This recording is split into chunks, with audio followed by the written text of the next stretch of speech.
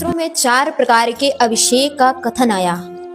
पहला जन्माभिषेक, दूसरा राज्याभिषेक, तीसरा दीक्षाभिषेक और चौथा जिनाभिषेक। इन 4 प्रकार के अभिषेकों में मुख्यतः जिनाभिषेक विशेष महत्वकारी है। हर व्यक्ति इस बात को जानता है कि अभिषेक करना चाहिए। चूंकि शास्त्रों में भी इस अभिषेक का विशेष वर्णन मिलता है कि अभिषेक करने से विशेष पुण्य का आश्रव और पाप कर्मों की निर्जरा होती है।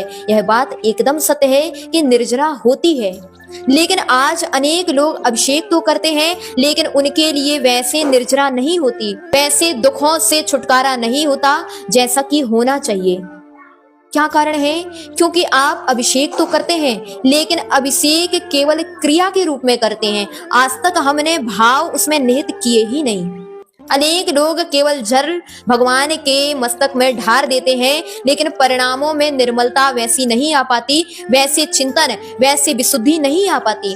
कभी आपने ये विचार किया है, भगवान मैं आपका अभिषेक कर रहा हूँ, जैसे आपके मस्तक पे मैंने यह जल की धारा छोड़ी है, ऐसे आपके अभिषेक देखने मात्र से मेरे अंदर लगे हुए कर्म कालिमा अपने आप उस जल धारा को डालने मात्र से ही धुलती चली जा रही है। जैसे इस पवित्र प्रतिमा का प्रक्षालन हो गया है, वैसे मेरी कर्म कालिमा का भी वैसे वैसे प्रक्षालन होता चला जा रहा है।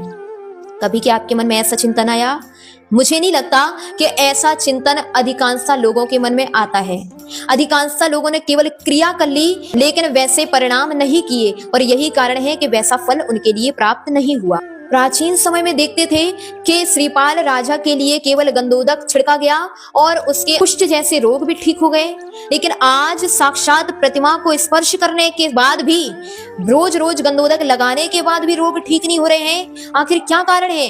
क्योंकि आपके परिणामों में वैसी निर्मलता नहीं है, परिणामों में वैसे परिणाम शुद्ध विचार आए ही नहीं हैं। अतः अगर आप चाहते हैं कि मेरे लिए विशेष प्रभाव पड़े तो केवल क्रिया मत करना, उस समय सुंदर परिणाम बनाना है। भगवान मैं आपके मस्तक पे यह जल की धारा छोड़ रहा हूँ, यह जल की धारा जैसे आपके इस प्रतिमा को निर्मल बना रही है वैसे ही मेरे आत्म प्रदेशों को भी निर्मल बना रही है। मेरे अंदर में लगे हुए वह अष्ट कर्म इस केवल जलाभिषेक करने से, आपकी प्रतिमा का प्रक्षालन करने मात्र से वह कर्म छूटते चले जा रहे हैं। मेरे अंदर की समस्त वह राग द्वेष प्रवृत्ति छूटती चली जा रही है। मैं तो आपकी तरह बनने के लिए आपके चरणों में आया हूँ। हे भगवान मेरे द्वारा जो यह क्रिया की जा रही है यह आपके तरह गुणों को मेरे लिए भी प्रदान करे। ऐसी मंगल भावना जब हम भगवान के चरणों में उस समय रखते हैं जबकि अभिषेक और शांति धारा की जाती है, तो निश्चित मानिए उस समय हमारे असंख्यात असंख्यात बुरे कर्मों की निर्जरा क्षण क्षण में होती है।